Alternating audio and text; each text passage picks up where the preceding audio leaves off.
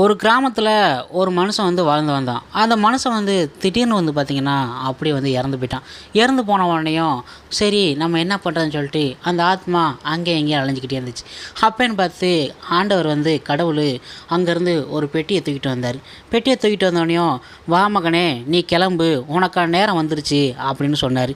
மனிதன் இப்போவே வா, எனக்கு ரொம்ப கடமை இருக்குது, என்னுடைய திட்டங்களை ரொம்ப நிறைவேறணும், நான் அதெல்லாம் முடிச்சுட்டு தான் வருவேன் அப்படின்னு சொல்லியிருக்காரு. உன்னோட கடமை எல்லாமே முடிஞ்சிருச்சு, வா கிளம்பு அப்படின்னு சொல்லியிருக்காரு. கடவுள் வந்து மன்னித்து விடும் மகனே, உன்னை கொண்டு செல்வதற்கு வந்து வேறு எதுவுமே கிடையாது, நான் வந்து உன்னை கூட்டு போகிறேன் அப்படின்னு வந்து சொல்கிறாரு. மனிதனும் அந்த பெட்டியில் என்ன இருக்குது அப்படின்னு கேட்குறான். கடவுள் சொல்கிறாரு உன்னோட உடைமைகள் தான் இருக்குது அப்படின்னு சொல்கிறாரு. அதுக்கு மனுஷன் கேட்குறான், என்னோட உடைமைகளா, என்னுடைய பொருட்களா, என்னுடைய பணமா, எல்லாமே இதில் தான் இருக்குதா அப்படின்னு சொல்லிட்டு சிரிச்சாப்புல கேட்குறான். அதுக்கு கடவுள் நீ கூறியவை அனைத்தையும் வந்து உன்னுடைய வாழ்வதற்கு வந்து நான் பூமியில் வந்து நீ வாழ்வதற்கு தேவையானது, இங்கே மேலே வந்து அது கிடையாது அப்படின்னு சொல்லியிருக்கிறாரு. அப்புறம் மறுபடியும் அந்த மனுஷன் அப்படியானால் என்னுடைய நினைவுகளா அப்படின்னு சொல்லியிருக்கிறார். அது கடவுள் அது வந்து காலத்தில் உள்ள கோலம் அப்படின்னு வந்து சொல்லியிருக்கிறாரு. அதுக்கு மனிதன் மறுபடியும் என்னுடைய திறமைகளா அப்படின்னு சொல்லி கேட்டிருக்கான். அது கடவுள் சொல்லியிருக்கிறாரு அவை உன் சூழ்நிலைக்கான சம்மந்தப்பட்டது அப்படின்னு சொல்கிறாரு. அப்புறம் மனிதன் அப்படி என்றால் என்னுடைய குடும்பம் நண்பர்களா அப்படின்னு சொல்கிறாரு.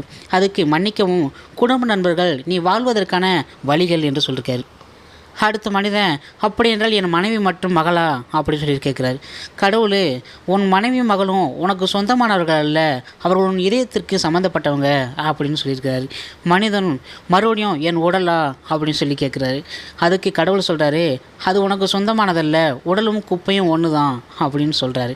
அடுத்து மனிதன் என் ஆன்மாவா அப்படின்னு கேட்குறாரு. கடவுள் அதுவும் உன்னுடையதல்ல, அது என்னுடையது அப்படின்னு சொல்கிறாரு.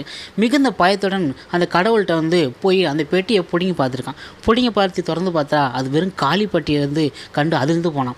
கண்ணில் நீர் வழிய கடவுளுடன் என்னுடையது என்று எதுவுமே இல்லையா என கேட்டுக்கொண்டே கடவுளும் கதறினான்.